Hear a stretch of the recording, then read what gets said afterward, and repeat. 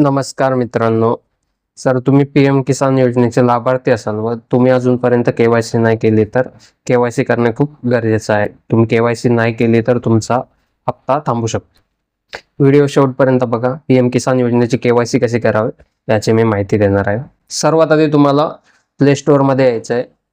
PM किसान GOI app हे download करायचं आहे. डाउनलोड केल्यानंतर ॲप ओपन करायचं आहे. पीएम किसानचा असा डॅशबोर्ड दिसेल. नेक्स्ट वरती क्लिक करायचं आहे. नेक्स्ट वरती क्लिक केल्यानंतर असं दिसेल. इथे तुम्हाला लँग्वेज सिलेक्ट करायची आहे. इंग्लिश, हिंदी तुम्ही कोणतीही लँग्वेज सिलेक्ट करू शकता व सबमिट वरती क्लिक करायचं आहे. सबमिट वरती क्लिक केल्यानंतर लॉग इनचं ऑप्शन दिसत आहे.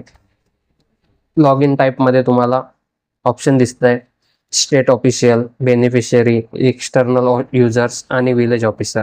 तर तुम्हाला बेनिफिशियरी वरती क्लिक करायचं आहे. बेनिफिशियरी मध्ये क्लिक केल्यानंतर रजिस्ट्रेशन ID आणि आधार नंबर दोन ऑप्शन दिसतात. तर तुम्हाला इथे आधार नंबर टाकायचा आहे. आधार नंबर टाकल्यानंतर फेशियल eKYC लॉग इन वरती क्लिक करायचं आहे.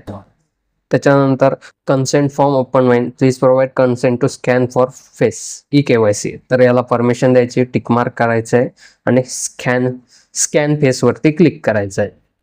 जसं तुम्ही क्लिक कराल आधार फेस RD ओपन होईल. तुमच्या मोबाईलमध्ये आधार फेस RD हा ॲप इन्स्टॉल असणं पण गरजेचं आहे.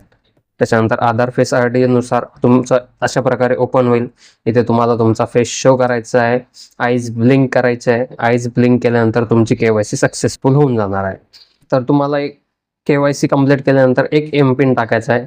तुम्ही काही पण टाकू शकता. 6 डिजिट MPIN. 6 डिजिट MPIN टाकल्यानंतर सबमिट वरती क्लिक करायचं आहे. लोडिंग होईल. त्याच्यानंतर MPIN जनरेटेड सक्सेसफुल. त्याच्यानंतर तुम्हाला डॅशबोर्ड वरती जायचं आहे. डॅशबोर्ड वरती गेल्यानंतर तुम्हाला तुमच्या इथे KYC डिटेल दिसेल. Beneficiary, date of birth, name, mobile number, registration ID आणि स्टेटस आणि Aadhaar seeding with bank account status, eKYC status हे दिसेल. याची तुम्ही प्रिंट आउट काढायची आहे. वाटलंच तर तुम्ही तुमच्या जवळच्या तहसील कार्यालयामध्ये जमा करू शकता. बेनिफिशियरी स्टेटसमध्ये तुम्हाला तुमचे पूर्ण डिटेल्स शो होईल. तर बघा इथे तुम्हाला तुमचं farmer name, state, district, village, ward, town, registration number, registration date,